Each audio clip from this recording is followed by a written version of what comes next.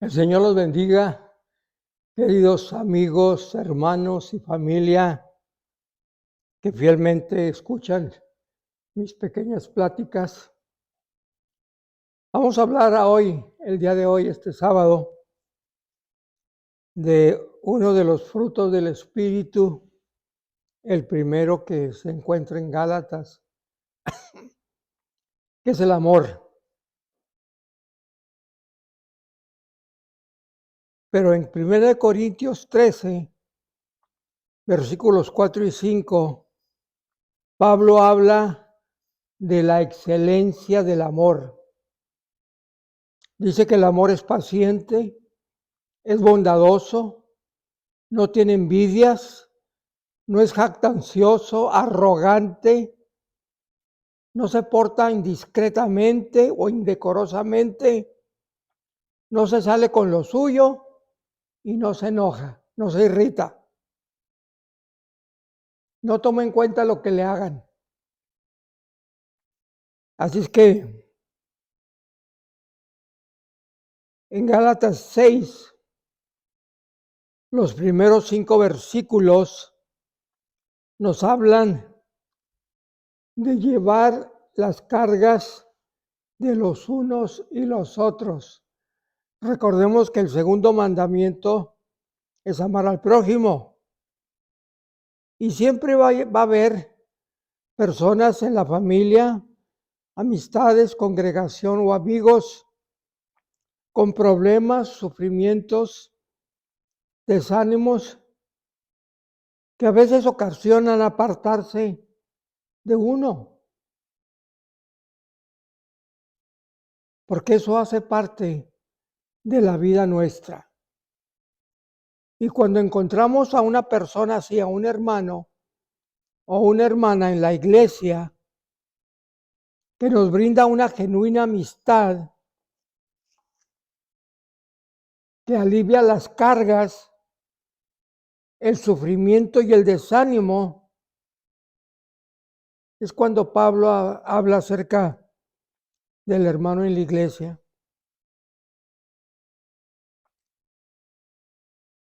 El hermano se le puede sorprender en una falta, en un error, y les encomienda a los que son espirituales que lo hagan con espíritu de mansedumbre, tierna y humildemente debemos de ayudarlo. Cada uno de nosotros tenemos la responsabilidad de unos por los otros. Somos familia. Y entre más espiritual, mejor dicho, entre más madurez tú estés en las cosas de Dios, más obligación tienes de llevar la carga con aquellos que están batallando. Les voy a preguntar, ¿cómo consideras tú a un cristiano maduro y a un inmaduro?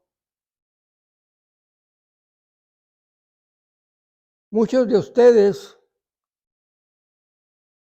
casi estoy seguro que ya tienen tiempo en el Evangelio y por consistente deben de estar maduros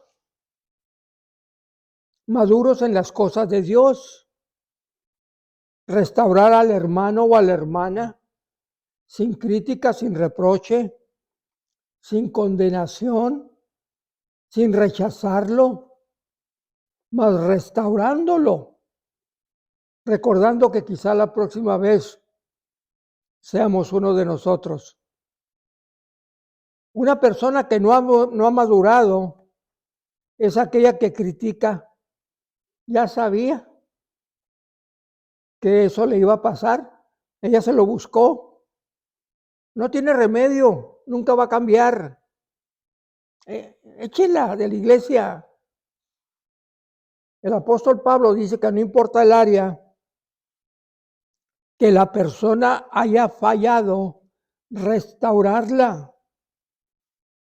¿Quiénes? Los que dicen que conocen el Señor, los espirituales, porque esa es la primera responsabilidad, ayudar al que necesita la ayuda.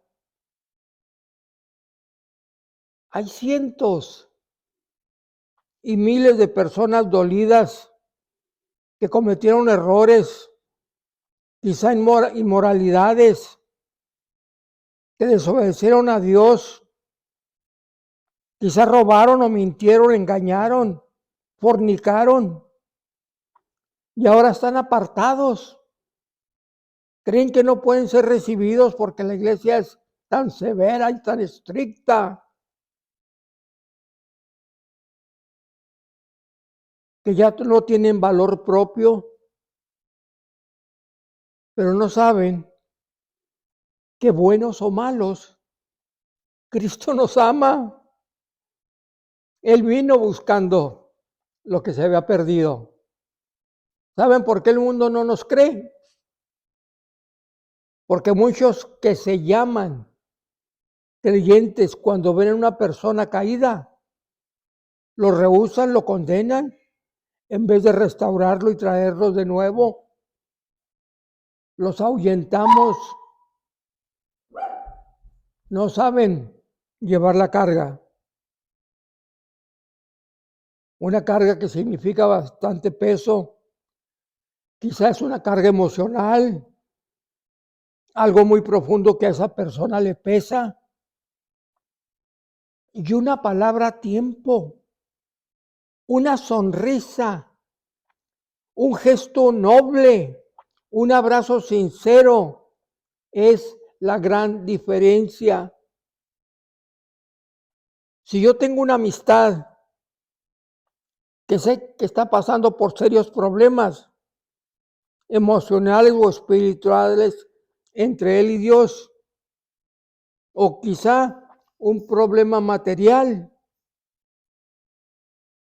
escucha esto. El Espíritu que está en ti quiere que hagas algo. Si yo amo verdaderamente a Cristo, por lo que Él hizo por mí, reconozco cómo Él me restauró a mí y de dónde yo venía, de un lugar peor.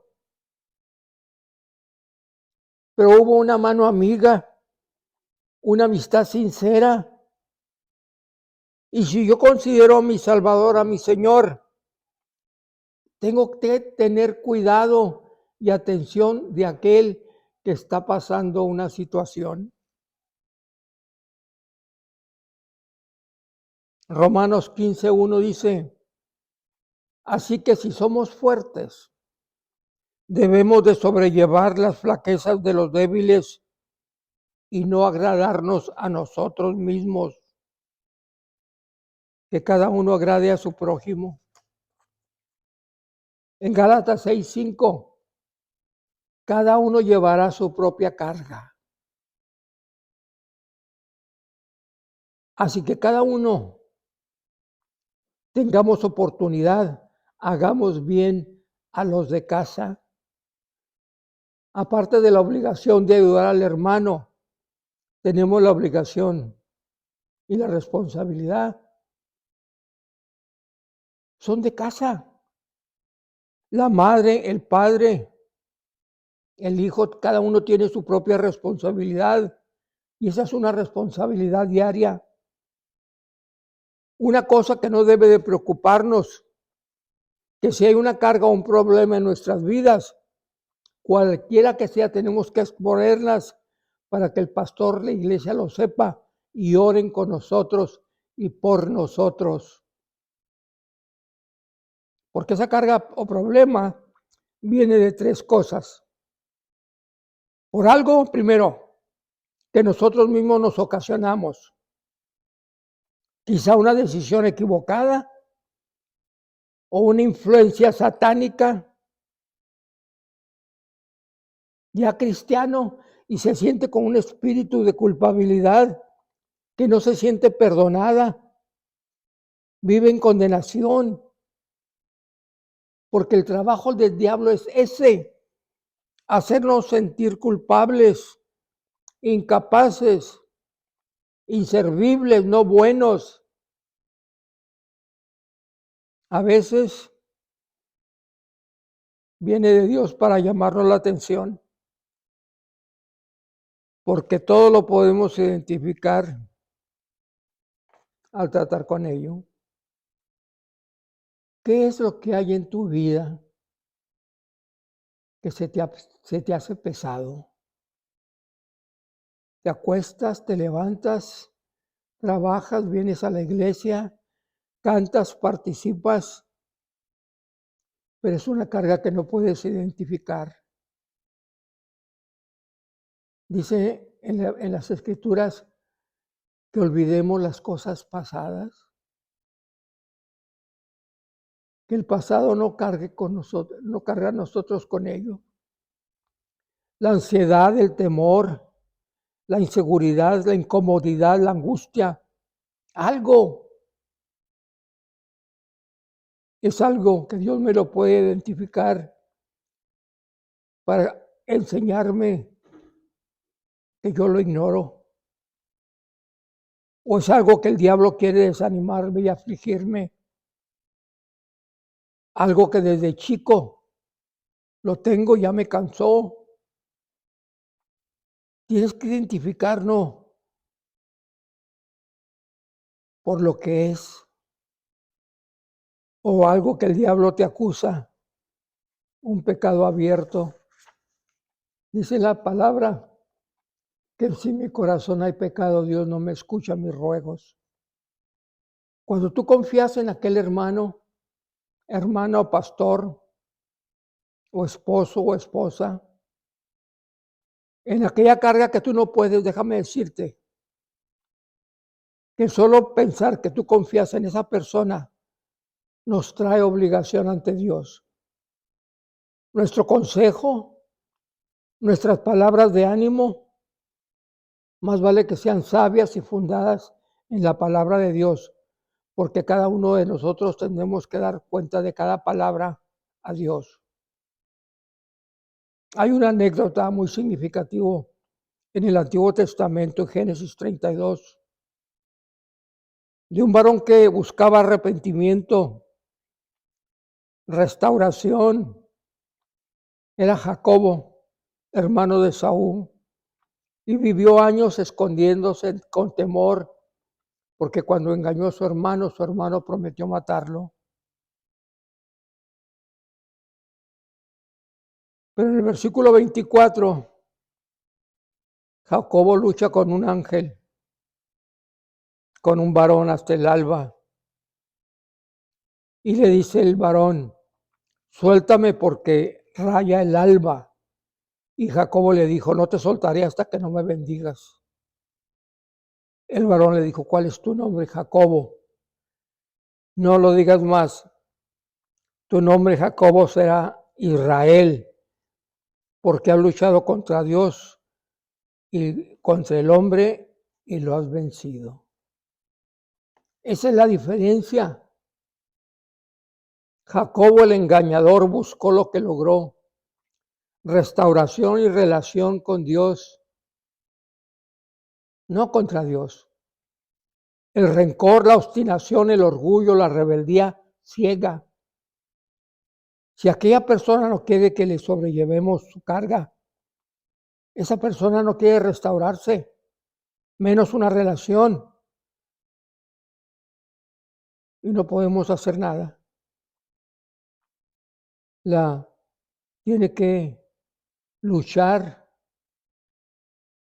no contra nosotros ni contra Dios, sino con aquel que es un engaño. Enfermedades incurables, adicción, hábitos. Dios obra, pero no puede hacer nada en un corazón endurecido. En Romanos 2:5 dice que Dios pagará a cada uno conforme a sus obras. Ahora pues, ninguna condenación hay para aquellos que ya no viven en la carne, sino en el Espíritu. Y en Colosenses 1:13, el cual nos libró de la potestad de las tinieblas y nos trasladó al reino de su amado Hijo, en quien tenemos liberación por su sangre y el perdón de todos nuestros pecados. Padre Santo, no sé si esta porción de la Biblia es para alguien que esté batallando, que no tiene paz. La paz viene de Dios y Él está dispuesto a dártela si eres fiel y sincero con Él. Simplemente pídele perdón, dile que te restaure y Él lo hará, porque la Biblia dice que Él no rechaza a todo aquel que se allega a Él.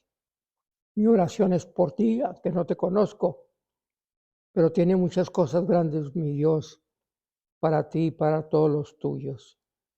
En el nombre de Cristo Jesús, es mi ruego por ti. Amén.